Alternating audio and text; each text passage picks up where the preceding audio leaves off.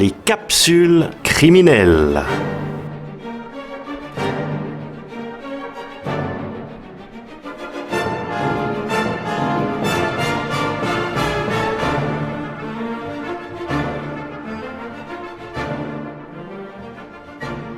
En cette belle fin d'après-midi de mai 1837, un groupe de notables accompagne une jeune femme dans la cour du château de Neuchâtel pour se rendre à la salle d'audience.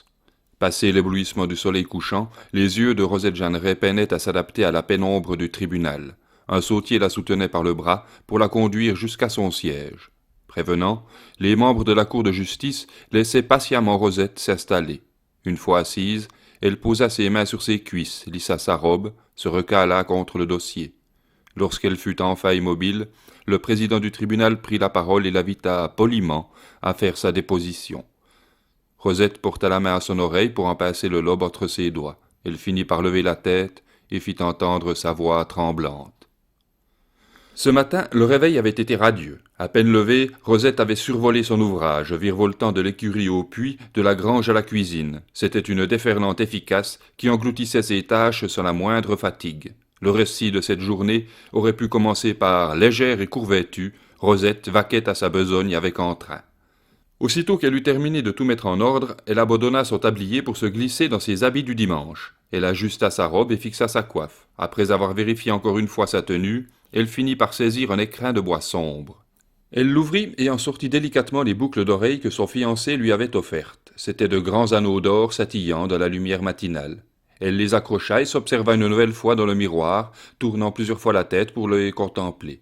Satisfaite du résultat, elle quitta la ferme d'Angolon pour entamer la descente vers les bords du lac.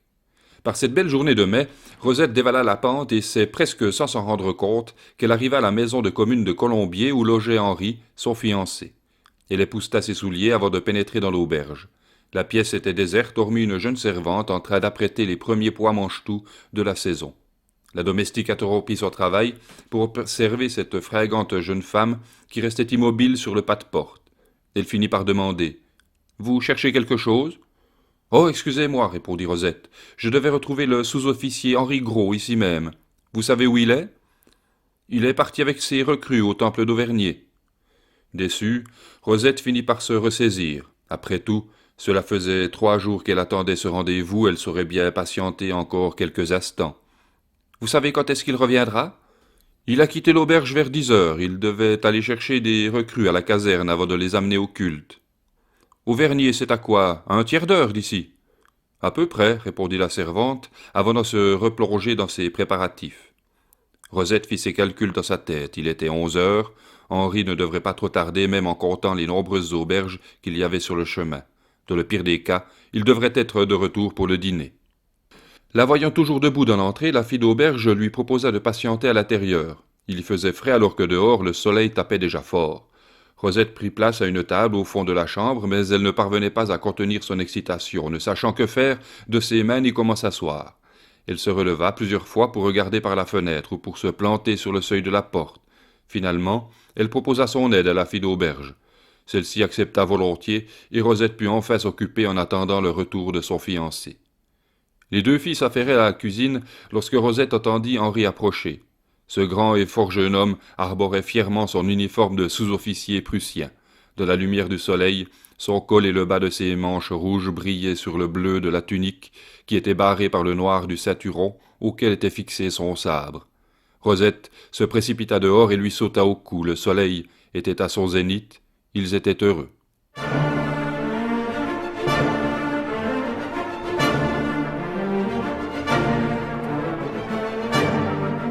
Romantique.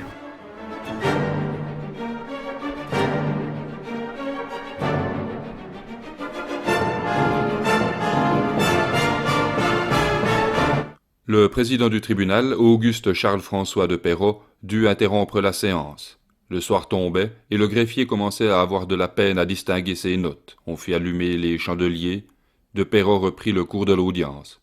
« Qu'avez-vous fait ensuite ?»« On a mangé. » « Il ne s'est rien passé de particulier ?»« Non. » De la lueur vacillante des bougies, Rosette répondait laconiquement aux questions du juge. Il s'était passé tellement de choses depuis lors qu'elle ne voyait pas comment elle aurait pu leur rendre compte de ce bonheur englouti. Comment pouvait-elle faire revivre le visage rayonnant d'Henri dans cette sombre salle de tribunal? Qu'avez-vous fait après dîner? Henri est parti de son côté avec d'autres soldats. Où est-il allé? On devait se retrouver à Auvernier. En fait, elle avait rejoint Henri et le sergent Dubois à l'entrée du village. Ils décidèrent tous les trois d'aller boire un verre à la pinte Jeannin. En pénétrant dans l'auberge, Rosette remarqua que quelque chose avait changé chez Henri. Il paraissait toujours de bonne humeur, mais il était devenu distant. Rosette ne tarda pas à savoir pourquoi. Dès que le vin fut servi, Henri se mit à lui faire des reproches sur sa conduite. Il accusait Rosette de s'être comportée avec légèreté pendant son absence. Prenant Dubois à témoin, il prétendait que durant sa dernière période de service à Berlin, elle avait reçu la visite d'un de ses camarades. Rosette protesta catégoriquement, mais Henri n'en démordait pas. Il y eut une trêve, mais Henri revint à la charge, interpellant cette fois la patronne de l'auberge. « Ce n'est pas vrai que vous avez vu ma fiancée avec un autre soldat? C'est vrai, des recrues me l'ont dit. » La patronne ne répondit tout d'abord rien, mais sous la pression d'Henri, elle finit par acquiescer. Rosette était ahurie par les mensonges que l'on tenait à son égard. Un sentiment d'injustice la prenait au ventre et elle continua vigoureusement à défendre son innocence. La dispute s'envenimait et cette scène eût pu s'éterniser sans l'arrivée de François Steinmeyer. Lorsque le bourreau arrivait quelque part, cela provoquait invariablement un moment de silence, alors même que tout le monde connaissait Steinmeyer. Certes, on avait plus l'habitude de le voir au café ou ramasser les cadavres d'animaux plutôt que de supplicier un condamné. N'empêche, chacune de ses entrées était accompagnée d'un silence. Il salua la chambrée et va s'asseoir à leur table.